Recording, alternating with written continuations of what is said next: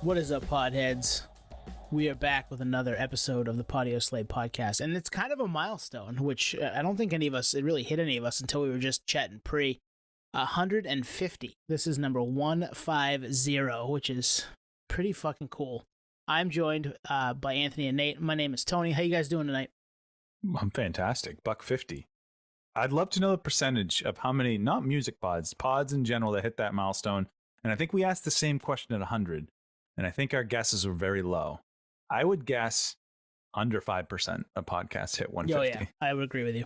Ooh, or a marathon. I mean, the first thing that came to mind is like the Titanic meme, like, it's been 150 episodes. Yep. I don't know that one. It's been 84 years. Yeah, the Titanic one. That's the way I look at it. Like, man, we're older, but we still have content. We still have ideas. We're barely scratching the surface in reality, right? We have like this giant running list of like nerdery that we want to get out to the world. So 150 more at minimum, if not more than that. Still haven't talked about hip hop. Yeah. Barely. Yeah, there's other pockets of music that we love, haven't touched. There's favorite bands of ours we haven't touched. I think we'd do some of those now too, right? But at the same time, probably not. It's just one of those double-edged swords. We'll leave it. We'll leave it for people to think about. Well, there's some of those, but then there's, some household names, some house bands that we haven't even touched yet. For as far as full episodes, we've talked about a lot of bands over the course of the podcast, but as far as dedicated episodes, like we've done with Foos and Queens and all that stuff, but there's other bands we haven't. So the point is, there's plenty of runway for 150 more. Hey, and we said we'd be doing this for the next 10 years last episode. We hoped anyway. If not, we'll just, we'll use Chat GPT. We're all good. Yeah. Can they mimic the way I sound? Because I have kind of a weird, funky voice. People always tell me that's not what I expected. And if it can mimic me, I'll be scared, A, and B, I mean, we can keep this thing rolling for decades if we want to. Dude, we are immortal. So actually, this is a good segue into a question I had for you guys before we get into the main segment, which we'll explain in a little bit. But I was thinking today, I was looking at my music collection. I got my records behind me. I got books and books of CDs. I got posters all over the wall. I got a million shows that I'm ready to see. So my question to myself, which I'll ask to you guys is, am I the biggest music fan now than I've ever been? Oh, you guys answer, then I'll answer. I was going to say yes, because you have all the experience and sifting through the good and the bad and the ugly, and the cream is rise to the top. And some of those bands that you're going to see, like they've kind of, made it to this point.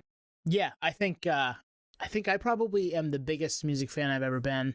And it was funny. I was talking with somebody I used to work with, oh boy, almost 20 years ago now. And we were kind of going back and forth about some stuff. And he's like, I don't think we talked a ton about music back then, because he listens to the pod here and there. And I'm like, you know what? We really didn't. We talked about a couple of different bands, but we never really got too in depth about music.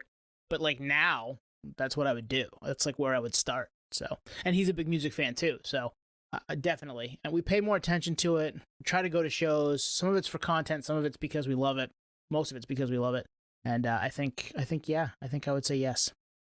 I think for me, it's either the biggest fan or tied for the first. The first would be in that like 05 to 07 when I was working at the radio station. I was getting CDs mailed to me every day.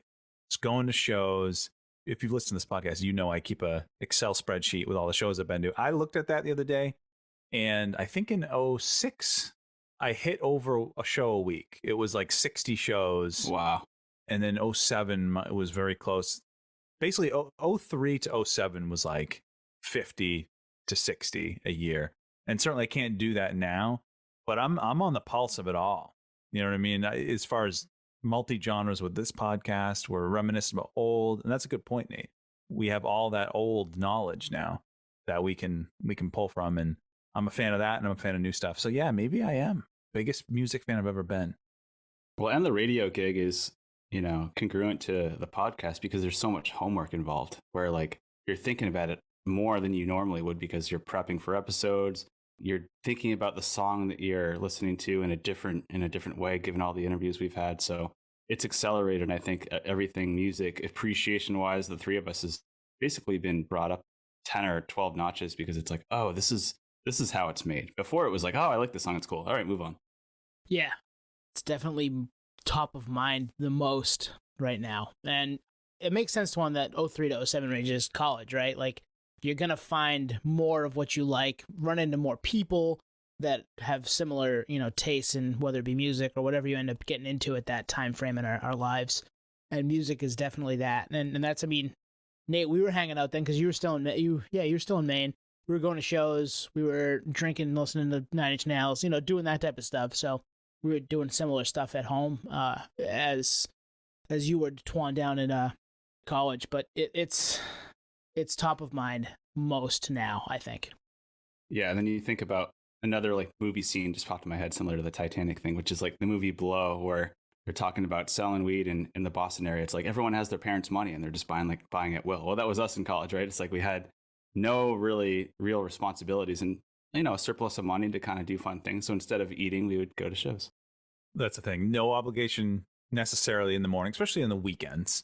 Now, yeah, I can't go to bed at 2, or I can't go to out of state shows just on a whim, which Nate was the king of at a very young age. Yep.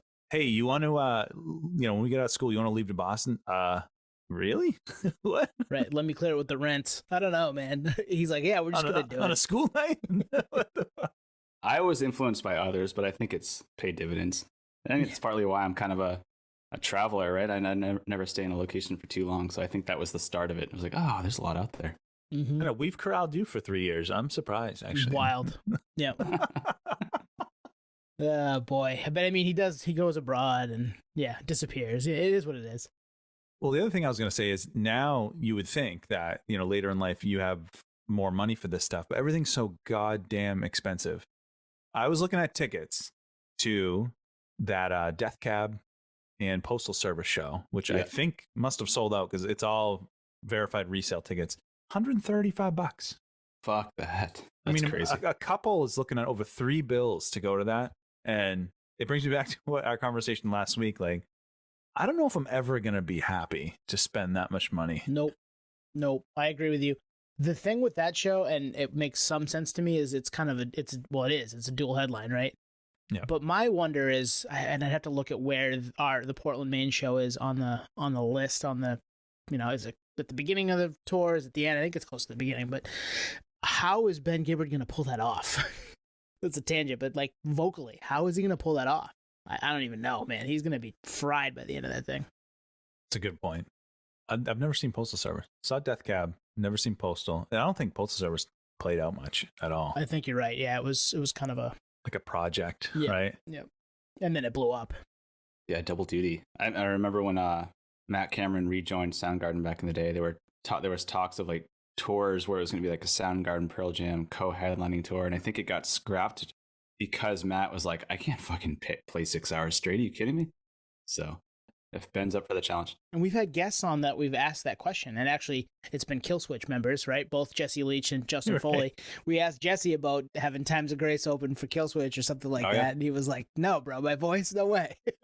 And then we asked Justin about having Libica open for Killswitch, which he did at the end of December 2022. So I can't imagine he was super energetic when the Killswitch set ended because he played, guitar on stage with Libica and then got behind the kit to play drums for Killswitch. That's got to be a tough physical evening for him. Well, Casey from Wonder Years, we joked, like, why not throw in Greatest Generation in with that double album run? And he was like, are you guys joking? You want to kill me? Yeah. Age has a lot to do with that. Maybe when they're younger, but I mean, I can barely hang for an hour podcast at this point. Yeah, me too. I mean, we're all getting old, man. We started with the 2-hour specials and then that slowly ticked down. So between the price and the energy levels, we kind of lucked out then because shows were like $20. Like speaking of like that show you're talking about, like Unwritten Laws playing. I know we had Scott Russo on this podcast. So I always have a pulse on Ticketmaster and the verified resale. And that show sold out. tickets are like $25 face before it sold out.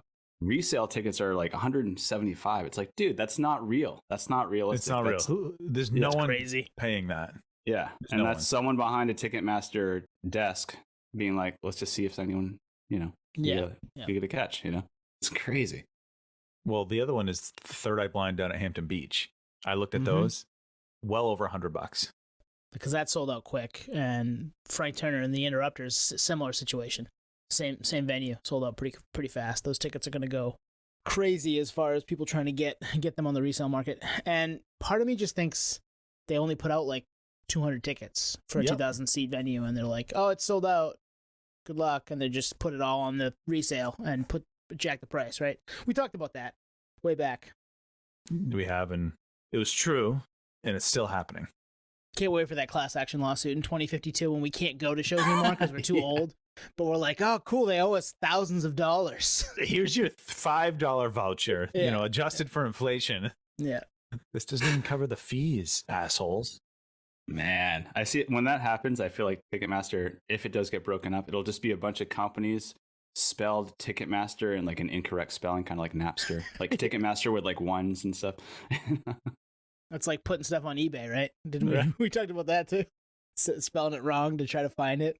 It's a Nate special. They adjusted their search. Those bastards. Yeah, well, stuff gets better or worse depending on how you feel. And if you want to know about what we think about the future, go back and listen to 149. But we're here tonight with 150. So, Twan, do you have another question for us, or we want to roll into the segment? Kind of a trivia, and then just kind of a shout out just to a Instagram account I saw online. A shout out. Do you guys remember when we saw 311 a couple summers ago? There were two openers. Mm-hmm. One was Iration. Do you remember the other band? Shit. Tell me, I can't remember. I can't remember either. I'm thinking, but Iatera. Anyway, I'm scrolling through Instagram and I see this guy. The reels, they tailor reels to your interests for the most part. And there's this guy who does like emo, metal, punk, new metal, reggae covers. I've seen this guy.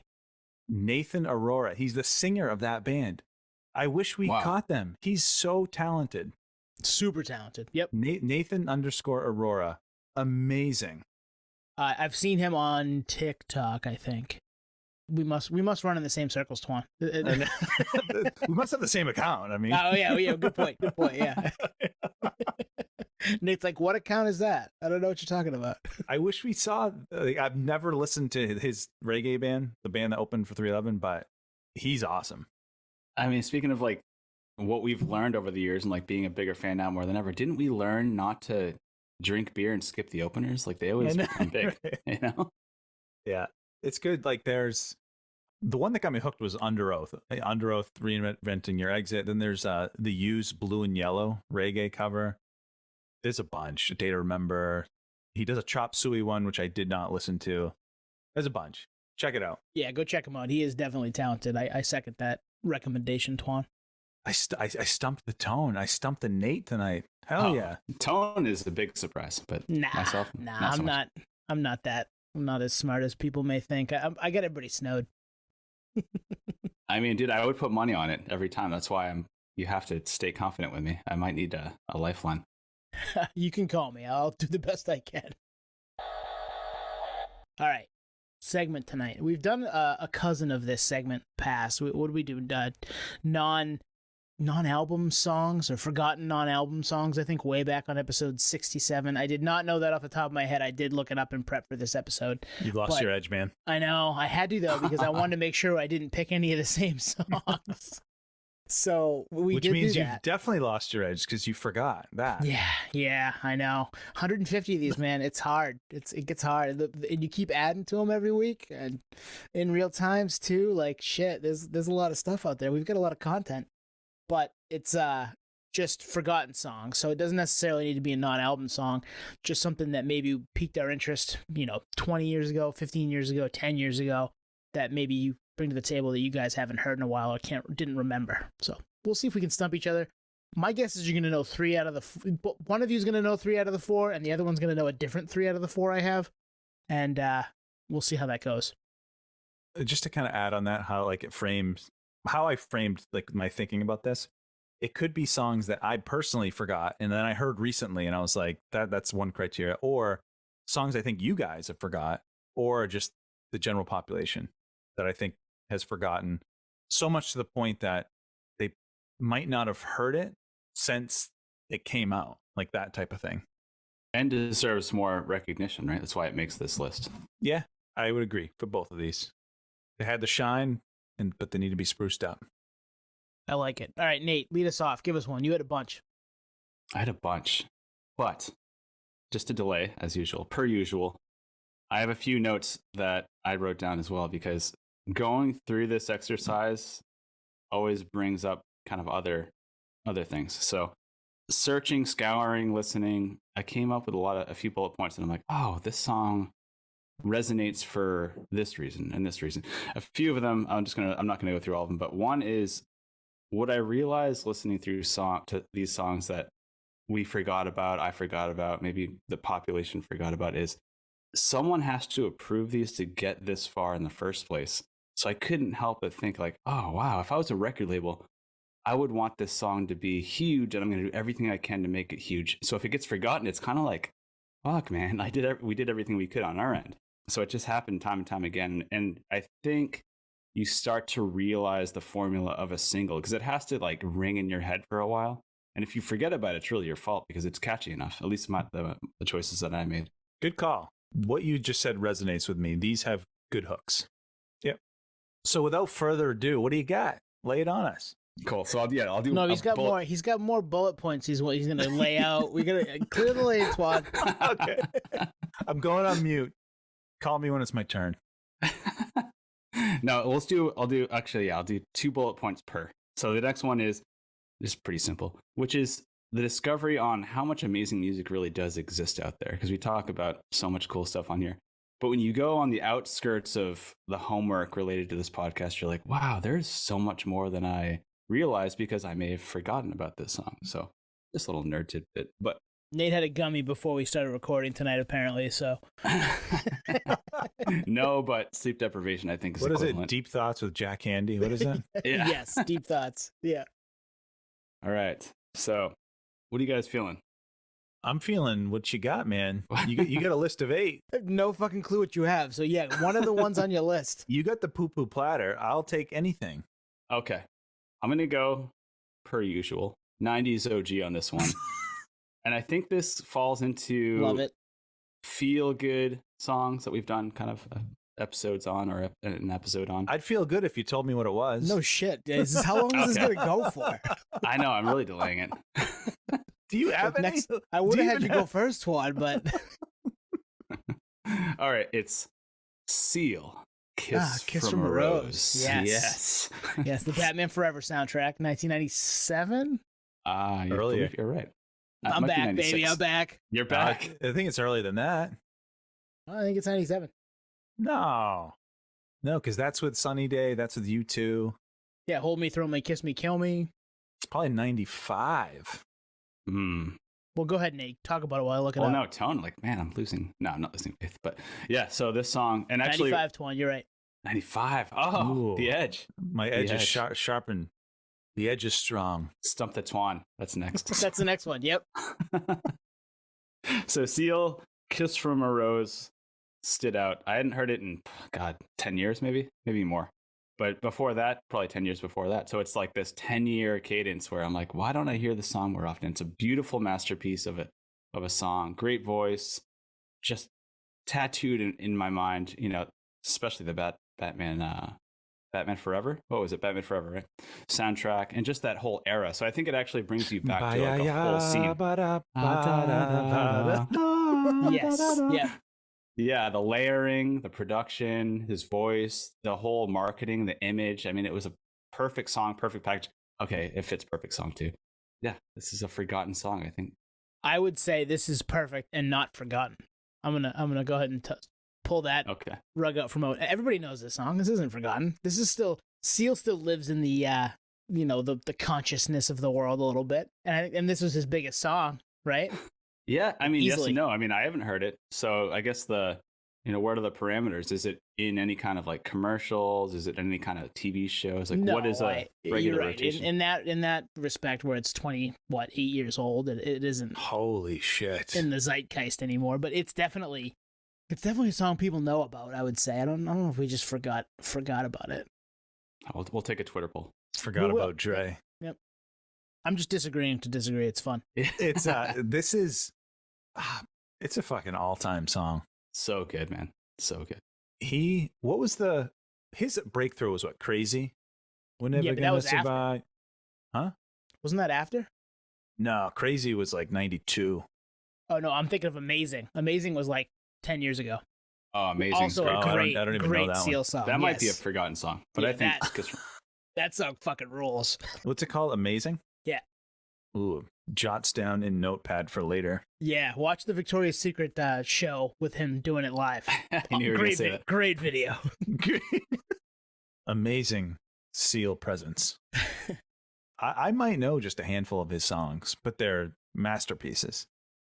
I didn't forget about this song, although I don't know if I ever seek to put it on. You know what I mean? Either. So maybe it is. Maybe I did forget about it.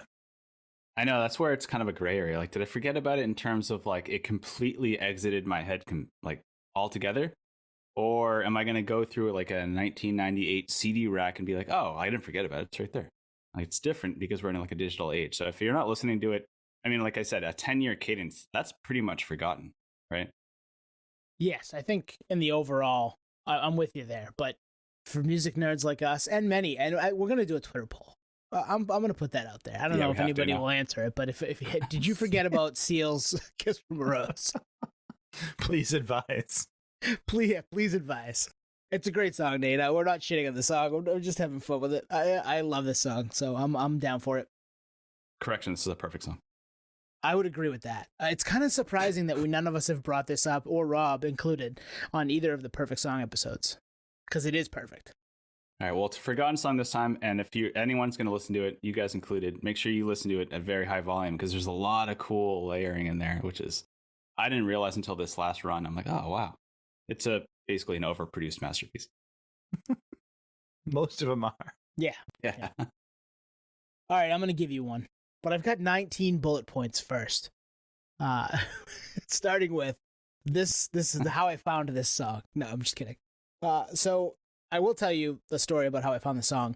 We were at Rob's. I think, Nate, you were there, and he had that huge CD wall in his living room. Living room and bedroom, giant. Yeah, then it ended up in his bedroom, but yeah. It was in his living room, and I was just kind of looking through what he had, and I was like, can I steal some of these to burn, put on my computer so I can have them? And I started at the beginning of the rack, so in the A's. What band would be first when talking about the A's? Ooh, I know exactly what it is. A. It is A. It's the band A. Yeah, What song would I be talking about, Nate? Oh, God. I fucking love this song, too. And it was like, it was actually on the radio a lot. Huh. I don't even know this. I don't think. From 2002. They're a UK band. They were played on CIV.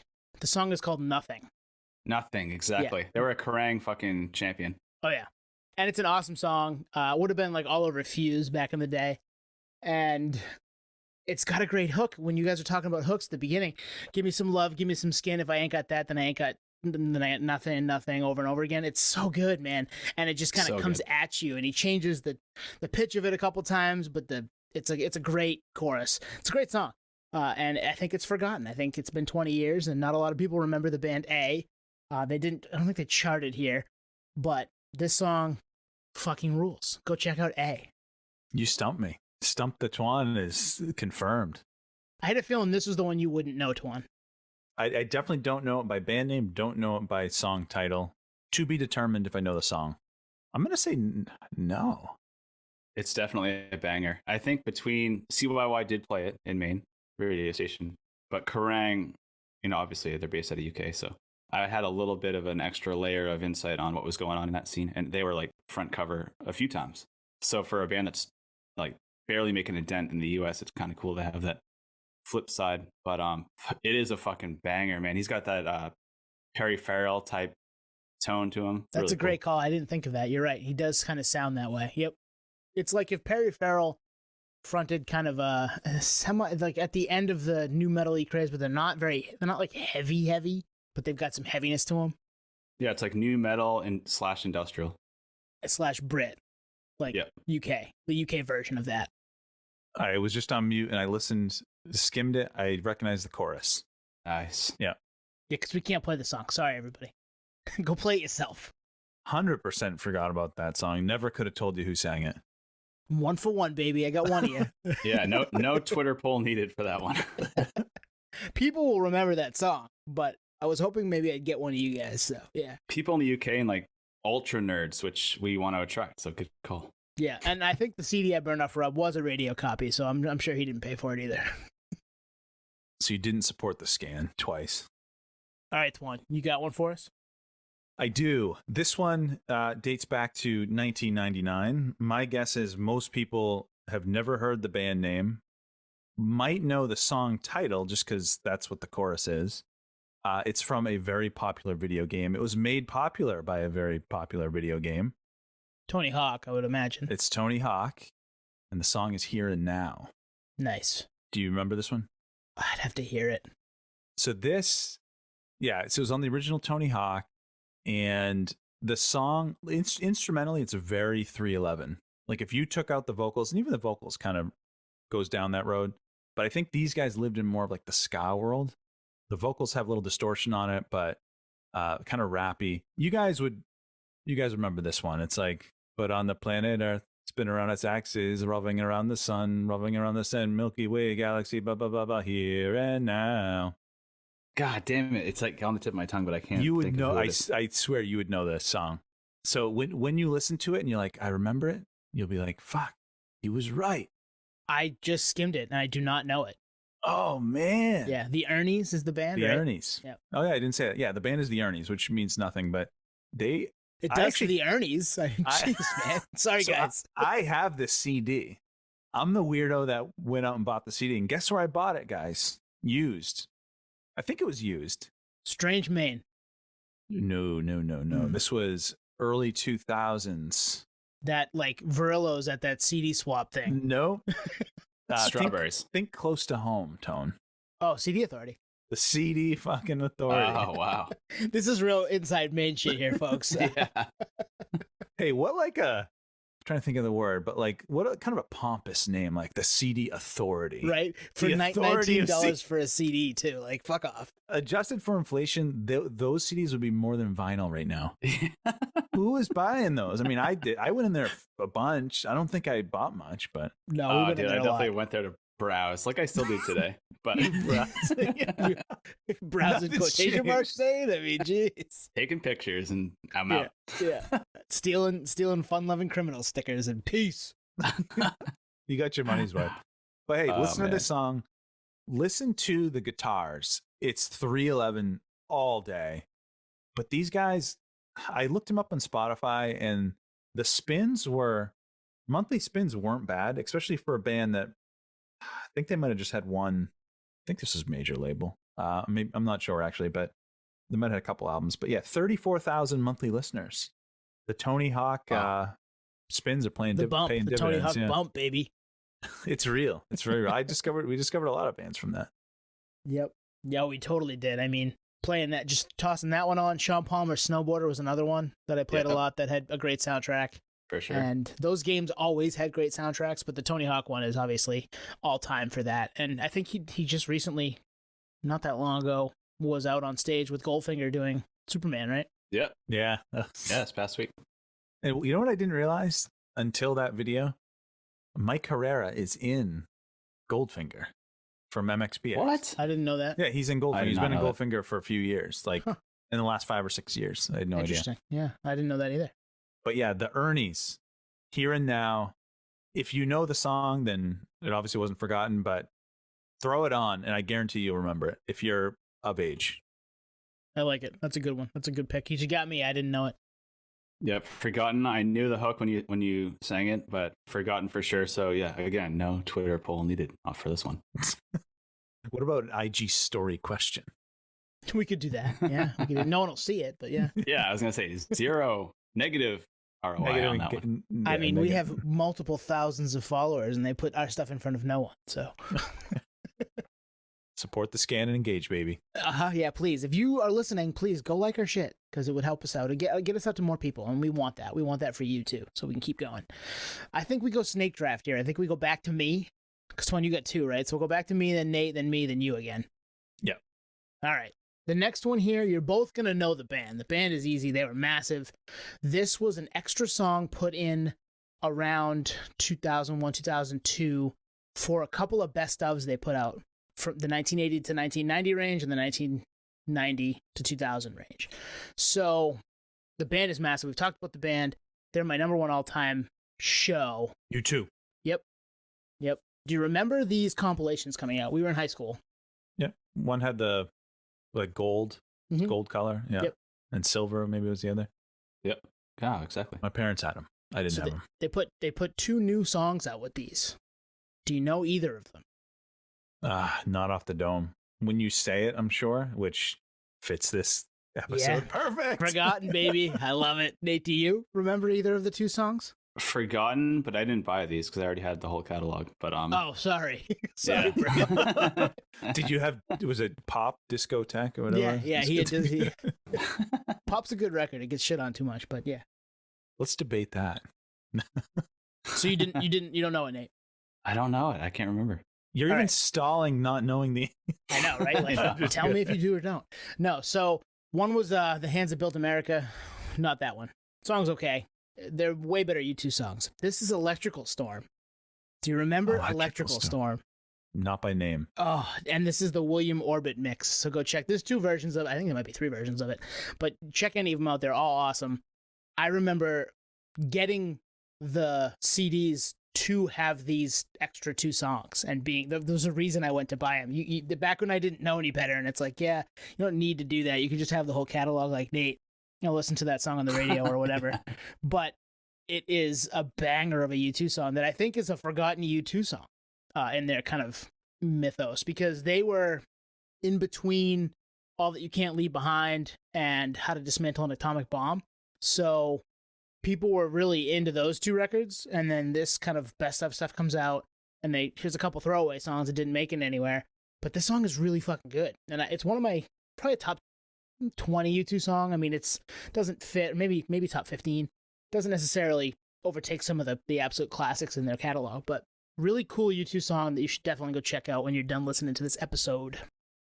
Talk about brilliant time to put out, the retrospective albums and throw in a little something, when they've just, because like someone like me who was 15 when all this shit happened, that era, I mean, I knew of U2, I knew the classics, but they fucking blew up again. They were as big as probably they ever were at that point. Wild. Yeah. Insane.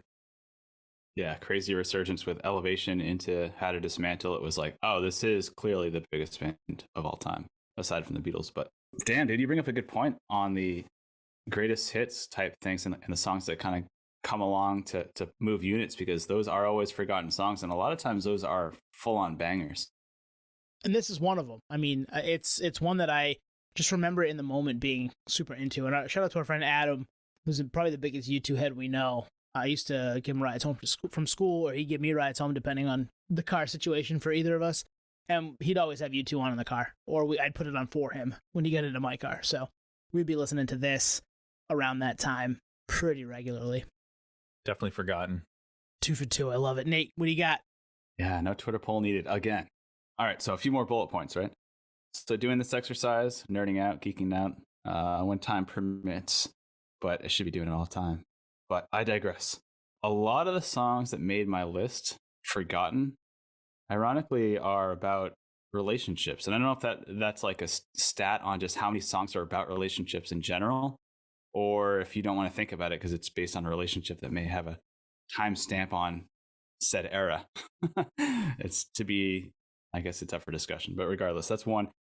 Second bullet point is a lot of these songs, I couldn't help but think the fact that they could be in a different genre and be just as good, maybe easily as forgotten too, but shows the transferability on a lot of songs that make it to radio, where it's like, wow, this would work in a completely different format.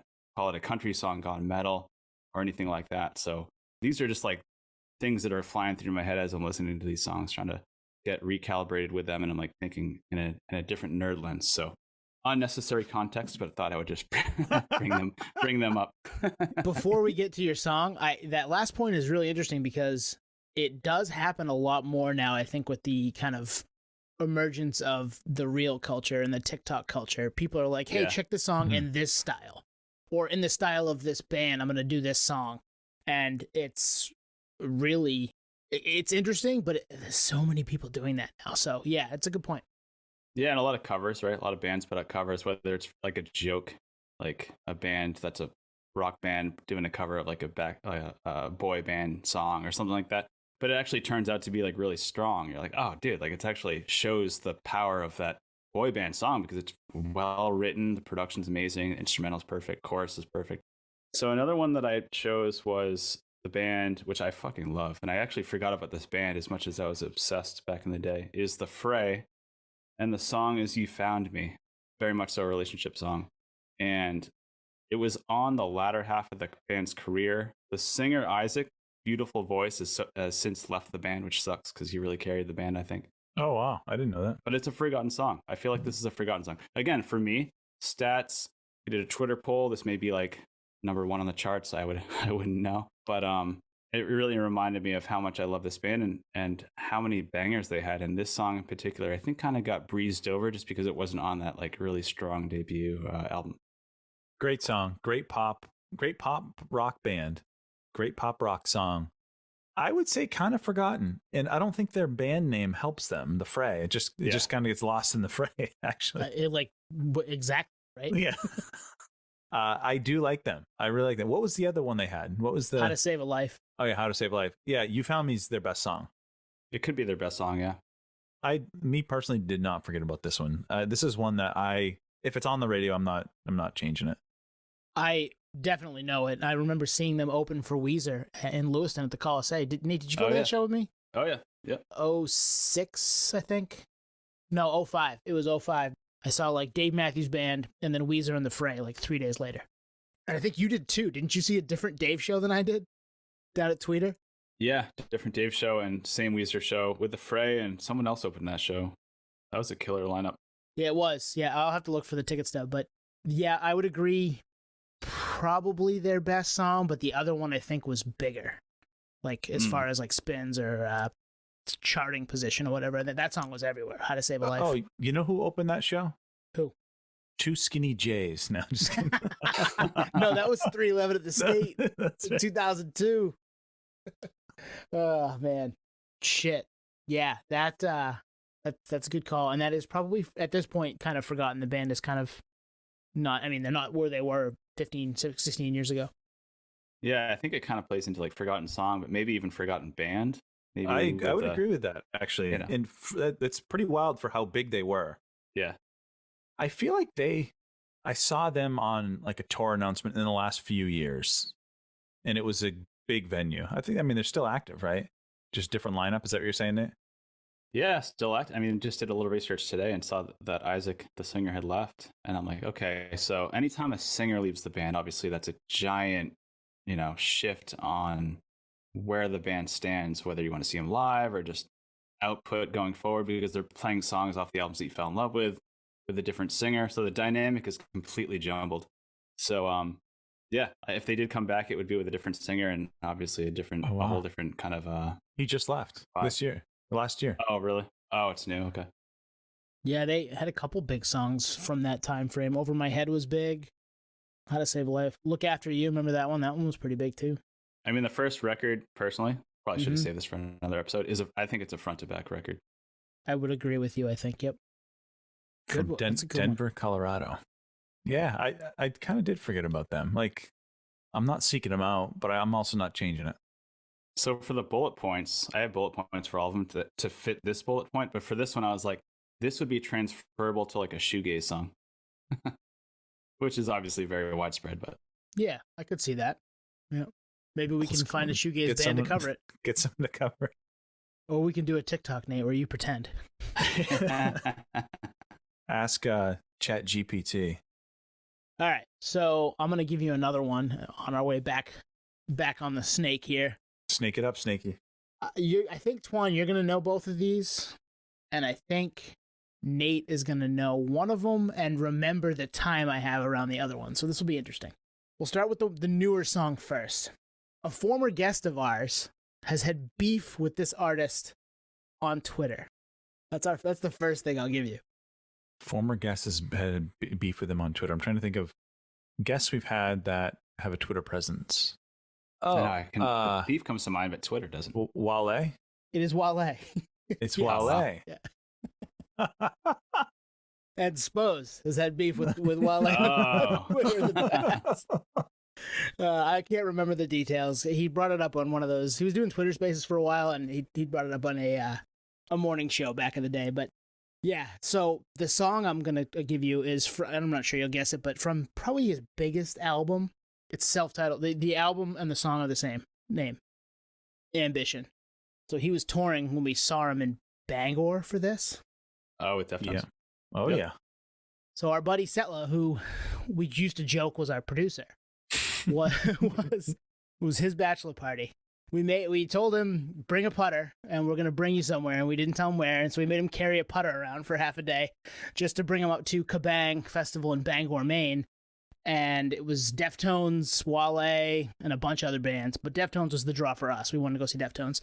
But Wale was on our floor at the casino in Bangor, the same hotel as us. Yeah.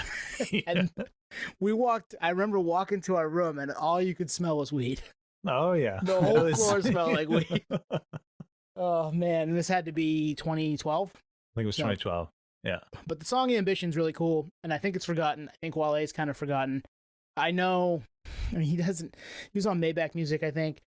Nothing else really hit me, but I really liked this song for some reason. It could have been the beat. Cool hook. Go check that out. But yeah, I thought you guys would remember the time at least, and I wanted to bring up that and the beef. So underrated and 100% forgotten. Joe Budden did an interview. I think it was Joe Budden. I saw an interview with Wale, and he was kind of reserved and like quiet and not as confident as you might think. And I think, maybe that's kind of feeds all into this. But he got big. You know what I mean? Like, he got big. I got to listen to the song because I can't think of the chorus or anything of this song. It's just the word ambition. So it's not like super hooky. But the reason I think Spose got into beef with him is they were on the same bill. Spose played that. Oh, yeah, Back before we knew Spose. I mean, we knew of him, but we didn't know him. Yeah. Like, we've had him on the pod 3 times. But yeah, he played that same weekend at Kabang in August of 2012. Wow, that kind of it plays into the whole me looking through this whole thing through like the music record label lens of like, oh, this guy's gonna be huge. Wale huge, let's get him on a bunch of bills, boom. And over, let's call it 2 years, fades off, and everyone forgot. Label included, drop the artist, and it just everyone moves on. Yeah, I don't know how active he is, but underrated and unfortunately forgotten. Yeah, no Twitter poll needed. Twitter poll denied. All right. I appreciate that I'm 3 for 3 on the forgotten aspect of this. That was my hope when doing this. Nate's like, all right, next up is Stairway to Heaven. Does anybody remember that song? Did you if you didn't slow dance to it, then yes, you might have forgotten. Unless you were a true music fan, then obviously not. Footloose. This next song, Wonderwall. Welcome to Paradise. All right, Twan, you got one for us, right? I do. I got another one. If you've watched television, you probably know this song because it was in a car commercial 20 years ago. It came out in 1995 on the record called Set Your Goals, which a band, later named themselves after this album. The song, Can't Wait 1 Minute More. I can't wait 1 minute more. You guys know this song by CIV? Negative. CIV. So CIV is basically the pop Gorilla Biscuits. So Anthony Civarelli, Sammy Siegler, and I think it was Arthur, the bassist. This was like a side project they had. Walter Schreifels, the rumor is he wrote all these songs and he co-produced this album, but he was not in the band. But this was basically their pop side project. And this song blew up. I remember this song it could have been a CYY song in the late 90s. If you don't know it, throw it on and you're like, shit, I remember this. Most people wouldn't know who sang it. And that's kind of why I picked it, which most people don't remember the song. They would have no clue who the artist is unless you know. And that's the thing with all these. Just like any question's easy if you know the answer. Well, if you remember these, they're not forgotten. But I think most people would have forgotten this song. Yeah, be like the car commercial band. I remember their logo was pretty distinctive, right? Yep. They were on a bunch of festival bills, and if you have a good logo, you stick out, and then maybe it's worth checking out. I have the CD. I remember buying the CD back in the day. So I'll have to post it on socials when we promote this episode. But Tone, if you stay on mute and listen to the song, you'll know it. You probably heard it at sporting events too. I remember it just from the hook, and it does have a great hook. It's another one of those songs that has a great hook. I'm not shocked it blew up. And I remember when you said Set Your Goals, I know of the band Set Your Goals. I don't know them, super well, but I've heard the name. In knowing you, I've heard the name. So I was like, oh, is it one of their songs that I don't know that was probably big? And now that you say this and I've heard it, yeah, it makes sense, but totally forgotten. Not one that I ever would have thought of again. Great song. And, from a commercial perspective, this did pretty well. But other than that, this was, from a record label's perspective, CIV was probably a flop. I don't think the label was, craving another CIV record, but that happens. That happens. A flop, but break even on the car commercial. You can't go wrong there. Shit. That's ahead of its time, too. Right. Yeah. Do you know what car, Twan? I think it was Nissan. All right. 95. I'm going to go Ford Taurus, the wagon style. Well, no, the funny thing is the song came out in 95. The car commercial wasn't until the mid 2000s. Interesting. Yeah. So somebody liked them, went back and threw it on a car commercial. Try to get the rights and all that. Yeah, that makes sense. It's a total car commercial song, though, now that I think about it. Yeah, especially in that time frame. We'll have to dig that up and post it on socials. Dig up the car commercial. And that's probably findable. Car commercial episode, I feel it's a good one. Oh, boy. Here we go. But the criteria being they didn't make it actually on a car commercial. So Black Keys are off the table. Yeah, they're off the table. They were already big. Cool. No, it's a good one. I have definitely forgotten and not even known to begin with by me. I know of the band, but yeah, that's a good one. Who's next? We snaking back to I think we Nate? snake back to me and then Nate, and then if we've got more, Nate can give us an extra one if he wants. All right. My last one that I had prepped for you guys. I have mentioned, I think, the opening line to this song on the podcast before, and it has to do with a number. I mean, I'm vague, but this is vague. It's a triple-digit number, if that helps you at all. 213? No, it's an episode number that we've done. So in the 150. So between 100 and 150. Oh, okay. I was thinking the artist was a number. The artist is a number. 311, maybe? No, it's... We haven't gotten there yet, Nate. That's another 150 plus. It's with a play as well. Room 112 with a play Room as 112 with a play as well. Yeah, yeah.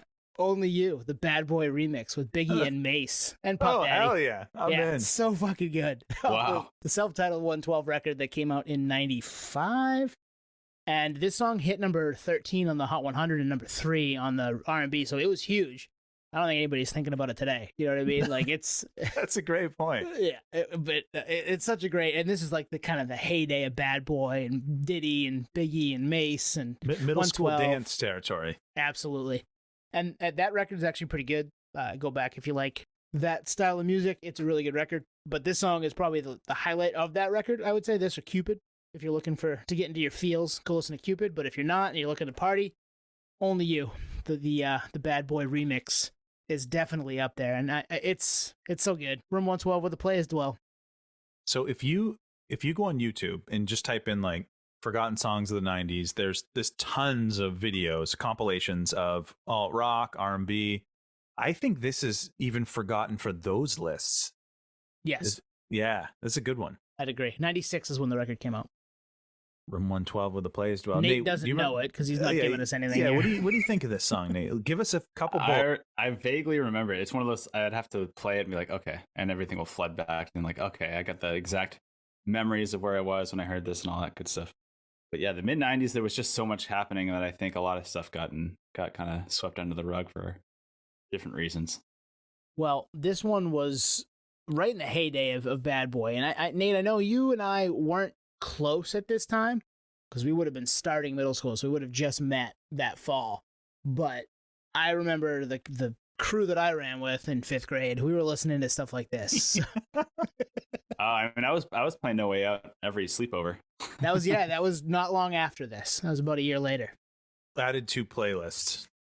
Yeah, lots of good shit to check out. Again. Straight up banger. Yeah, this will be a fun playlist. If we do put it together as a playlist and put it out there, we'll share it with everybody. But it'll be a fun one. It'll be all over the map, which will be cool. Kind of like us. With Seal, the one that everyone actually still remembers. It was like, forgotten songs, huh? Let's lead off with Seal. Wedged in between the Ernies and the Fray. And you too. Nobody knows who they are. Yeah. Oh, shit. Yeah, okay, Nate, what do you got? You got another one you want to give us? I got a ton. How many do you want? Give us one more. Give us one more. All right, more bullet points. Bullet points that came to mind. All these songs, for the most part, whether it's instrumentally or vocally, they all fit into that bucket of like feel good music. I don't know what it is. It's maybe a weird correlation that it was forgotten, because usually that's how you remember it. But conversely, forgot about these fucking songs. Sucks. It is what it is.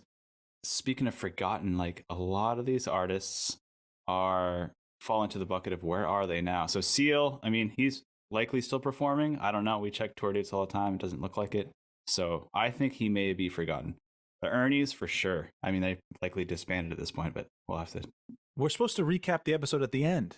I thought those were bullet points, not just like Nate's sweeping thoughts about the episode. It's bullet points on roids. Hang on. Your next forgotten song is Forgotten by Linkin Park. Yeah. Don't forget, R.I.P. My December by Linkin Park. Without the vowels, right? The remix version? Oh, yeah, exactly. Reanimated. All right, hold up. If you don't go in the next 10 seconds, I pulled one out. If so, you've been warned. Yeah, hurry the fuck up. All right, I'll go really quick. All right, so this falls into that greatest hits list, which is interesting because I think for whatever reason, there's either a lot of pressure to put out a good 10, song. 9, Fuck. or it's written for the greatest hits. But regardless, this one, band you may not know of, forgot about, Stone Temple Pilots, not that big, whatever. They put out a greatest hits called Thank You, and the single off that was All in the Suit That You Wear, which is I'd say maybe in their top 3 best songs ever written. Forgotten, it was on the radio for a minute, and the band broke up right after, so there's no promotion. I think this is so forgotten that you've done it before. You've done this. Yep. Oh, really? Yep. Yeah, this was... We'll have to insert the clip of Nate I'll find it. I don't know where it's going to be, but I'll find it. So this one, I remember the second it came out, the day it came out, and thinking that it was a full-on banger and wondering why this wasn't on a proper release. But kind of going back to what we were talking about earlier, this was on a greatest hits album and kind of a farewell album, actually, I think, at least for an era for the band. It was called the All in the Suit That You Wear by Stone Temple Pilots. Mm-hmm.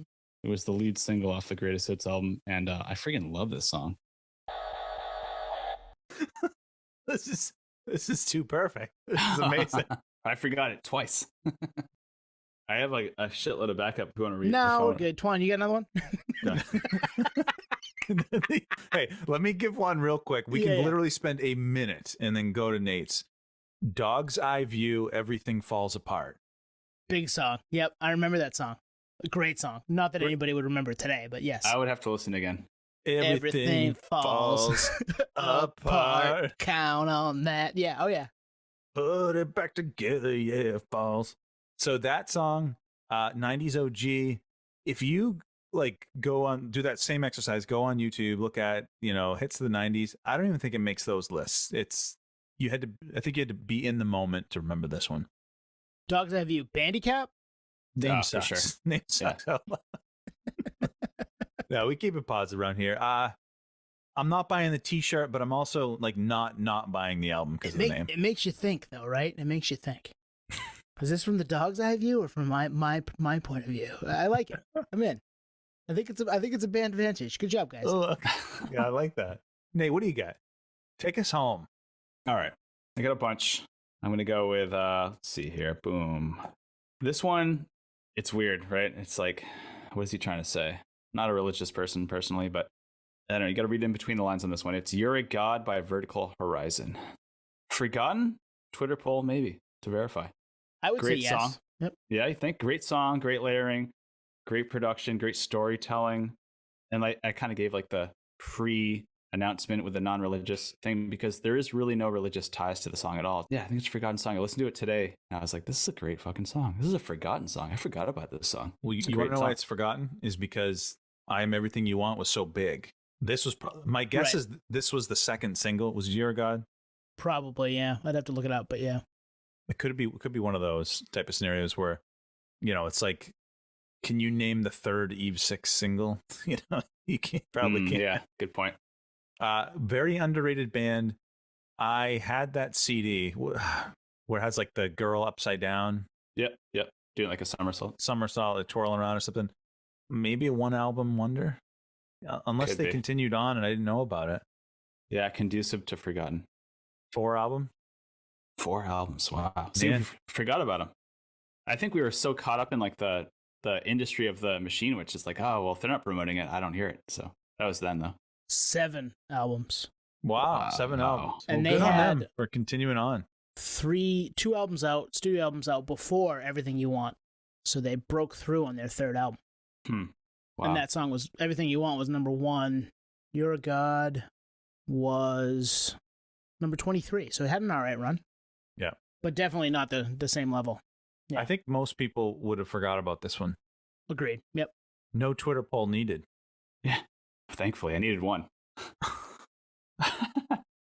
But in terms of the bullet points? No, I don't know if we need more bullet points, Nate. I got to edit this.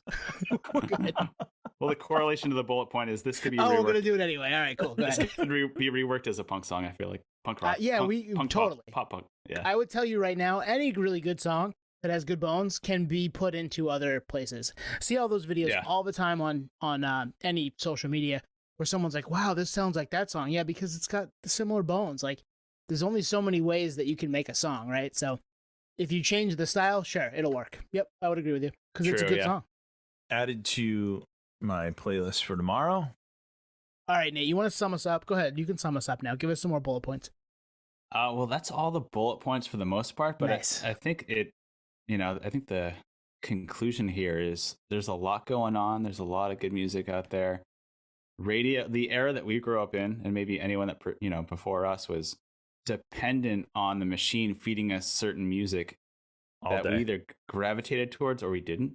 And a lot of these songs, as much of, the machine was working for them, still got forgotten. So it's just attention span wise, you can only, you can only collect so much. So these are worth revisiting, whether it's the seal of the music industry, multi-platinum, or something like the Ernie's, which is, Tony Hawk just being a geek and putting his own favorite music on there. So that's a great point. Yeah, no, absolutely. Go check this stuff out. If you have ones that you like that we didn't hit on, email us, hit us up. All that stuff's coming here at the end of the episode. You can get in touch with us pretty much everywhere. We check it all. Yeah, this is fun. Hit us up. We love it. 150 in the books. Here's to another 151 next week, baby. We'll do more. We'll do a shitload more. How about that? It's been 150 episodes. 150 years. Yeah, we'll see you next week with hopefully a conversation. Yeah, thanks. Peace, potheads. Stay tuned. Cheers, nerds. Thank you for listening to Podio Slave. We are at Podio Slave on Twitter, Instagram, TikTok, all of the places that you can find us on social media. Facebook, Podio Slave Podcast. YouTube, Podio Slave Podcast there. Email us at podioslavepodcast@gmail.com. And hey, if you want to become a supporter, click on the link at the bottom of the episode and give us $1, give us $5. It keeps the lights on, keeps us going. We really appreciate that stuff. Thank you.